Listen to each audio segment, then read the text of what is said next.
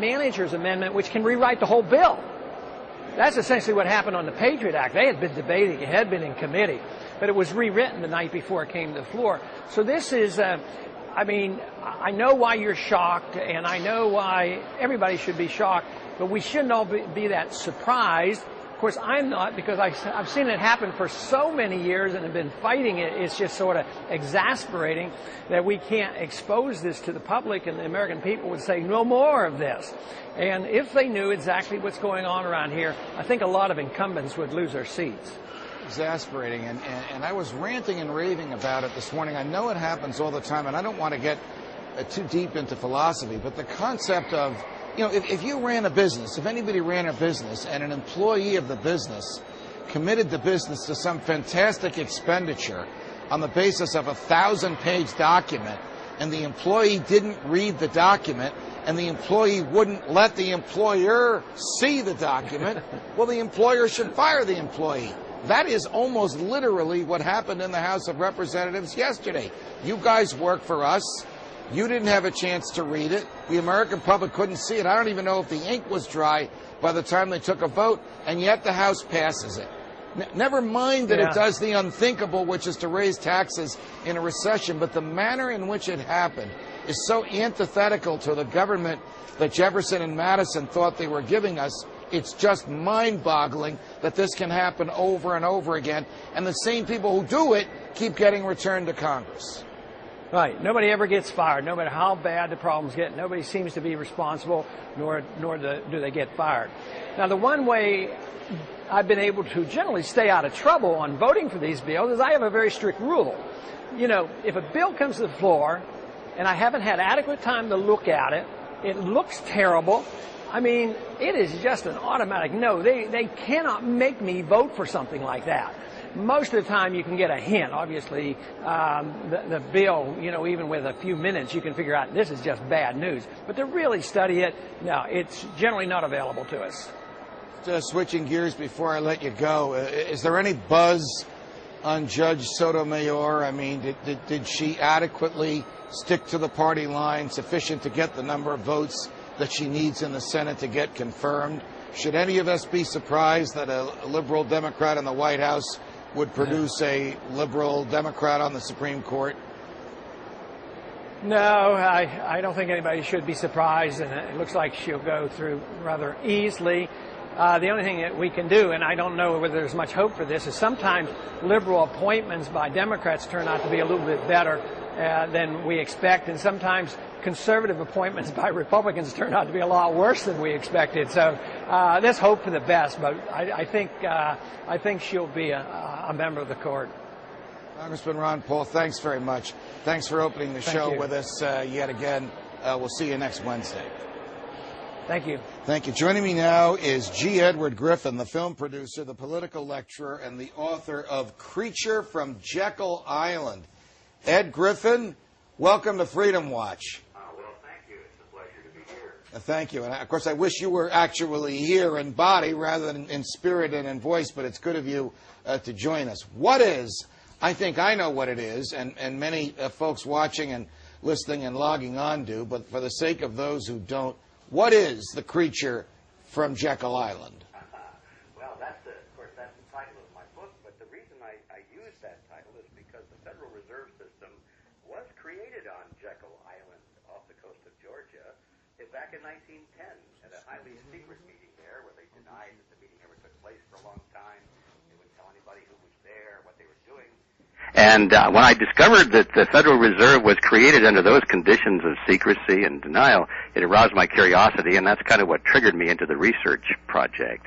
But I'm talking about the Federal Reserve, and the reason they went off the radar screen, you might say, to create this thing was because the public was expecting the Federal Reserve to be some kind of a means of controlling the big bad bankers. And that's how the law was presented to the voters and to Congress, I might add. Right. But the truth is that the people who created the Federal Reserve System were the very big bad bankers they were trying to control.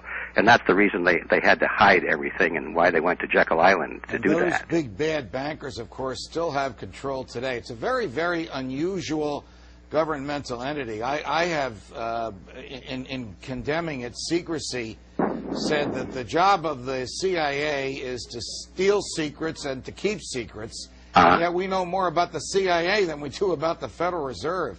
If the president gets to appoint the Board of Governors, why isn't there a little bit more transparency? Has any president since 1913 said to these folks before he appoints them, I want to know, and the people that elected me want to know what the heck is going on over there?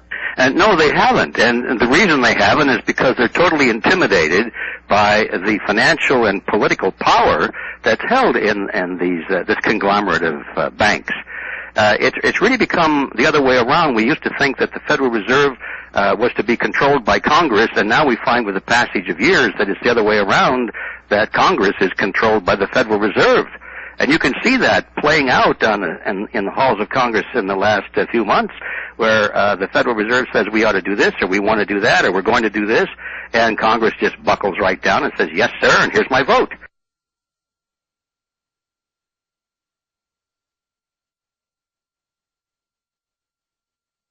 So, it's a topsy-turvy world in which perceptions are not necessarily reality. Were you surprised when the vice chair of the Federal Reserve last week more or less threatened the Congress and the American people that if H.R. 1207, Congressman Paul's bill in the House that has 250 co-sponsors to audit the Fed, and if S-806, Senator DeMint's bill in the Senate, which at the moment has only 2 co-sponsors, ever becomes law, that the Fed would more or less retaliate against the Congress and the American people by raising interest rates? Well, no, I wasn't surprised at all because I know the history of the Fed.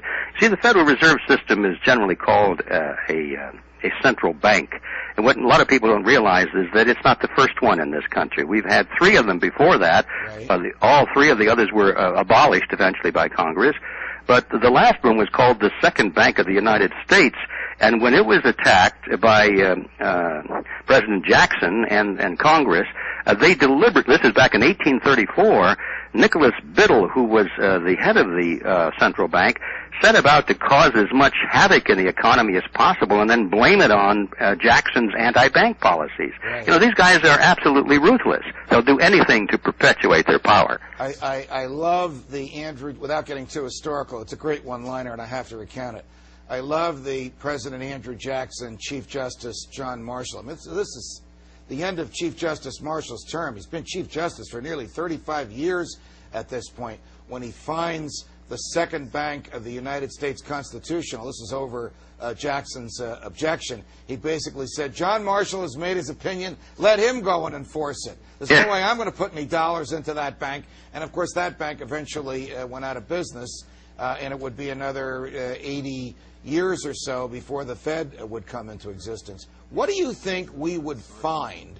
What is it more likely than not we would discover if the Fed were to be audited sometime in the near future? Oh, I love that question because when I wrote my book, I discussed the issue of auditing the Fed, and although I do favor it, especially for the current reasons of finding out who is getting this money and all the secret deals that were made, when I wrote the book, I said, why? We don't need to audit the Fed. We need to abolish the Fed.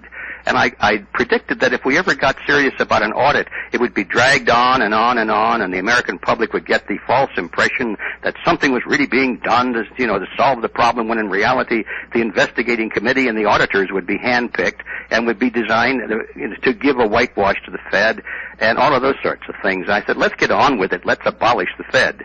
But nevertheless, I still favor the audit program as it stands today, because I think, number one, we do need to know what secret deals were made, and that'll strengthen our conviction to abolish the Fed.